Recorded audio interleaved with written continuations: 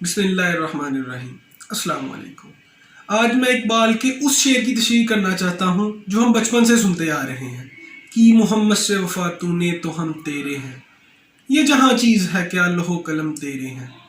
اس کے لفظی معنی پہ اگر ہم غور کریں تو جو ورڈ لوح ہے، اس میں لوح سے مراد ساتویں آسمان پر وہ مقام ہے جہاں پہ اللہ تعالیٰ نے ہماری تقدیروں اور قرآن مجید کو محفوظ فرمایا ہے۔ اور قلم، اس شعر میں قلم کوئی عام قلم نہیں ہے، یہ قلم خدا کا قلم ہے۔ گویا کہ اقبال کہنا چاہ رہے ہیں اگر تم محمد سے وفا کرو گے صلی اللہ علیہ وآلہ وسلم تو یہ جہاں چیز ہی کیا ہے، یہ تو تمہیں ملے گا ہی ملے گا۔ ساتھ میں تم ساتویں آسمان پر مقام لوح پر پہنچ کے خدا کے قلم کو اپنے ہاتھ سے پکڑ کر اپنی تقدیر خود لکھ لو، جو چاہتے ہو لکھ لو۔ اگر ہم اس کی تشریح کی بات کریں تو اس میں ایک ہی ورڈ ہے جس کی تشریح کی جا سکتی ہے، وہ ہے محمد سے وفا صلی اللہ علیہ وآلہ وسلم۔ اور یہ ورڈ ایک ایسا ورڈ ہے کہ پوری زندگی ہم اس کی تشریح کرتے رہے، ہماری زندگیاں ختم ہو جائیں گی لیکن اس کی تشریح ختم نہیں ہوگی۔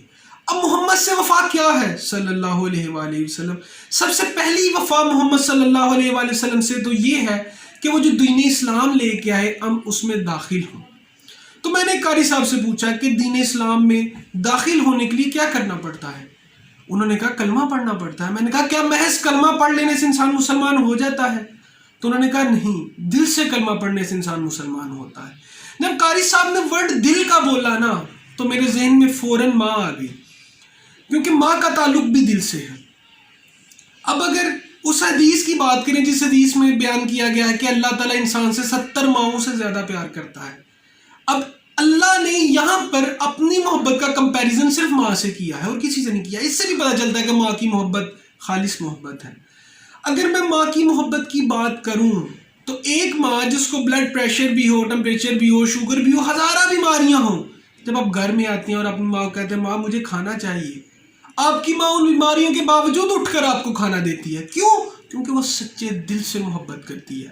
اور اگر میں نے بھی یہ دل سے پڑھ لیا ہے لا الہ الا اللہ، اللہ کے سوا کوئی شریک نہیں، اللہ کے سوا کوئی شریک نہیں، تو اس دنیا میں اگر مجھے کتنی ہی آفات، کتنی ہی مشکلات کیوں نہ آئیں، میں ان مشکلوں میں سب سے پہلے اللہ کے آگے جھکوں گا، اللہ سے مدد طلب کروں گا۔ لیکن ریئلٹی میں ایسا نہیں ہوتا۔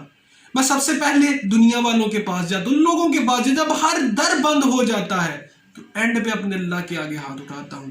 جبکہ اگر میں نے دل سے پڑھ ہی لیا ہے کہ اللہ کے سوا شریک ہی کوئی نہیں تو مجھے سب سے پہلے بھی اور سب سے آخر میں بھی اللہ کے پاس ہی جانا چاہیے۔ آگے اللہ جانے، اس کا کام جانے، وہ اپنے وسائل بنا لیتا ہے، وسیلے سے آپ کی مدد فرما دے گا۔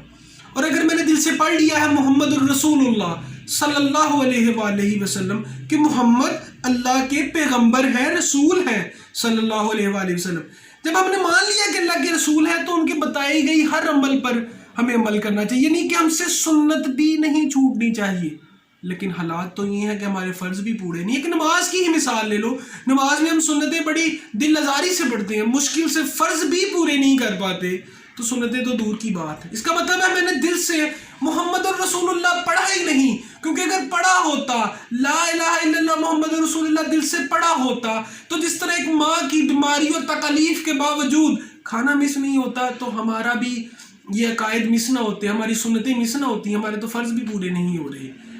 یہ شہادت کہے الفت میں قدم رکھنا ہے، لوگ آسان سمجھتے ہیں مسلمان ہونا، ذرا اس بارے میں سوچیے گا۔ جزاک اللہ۔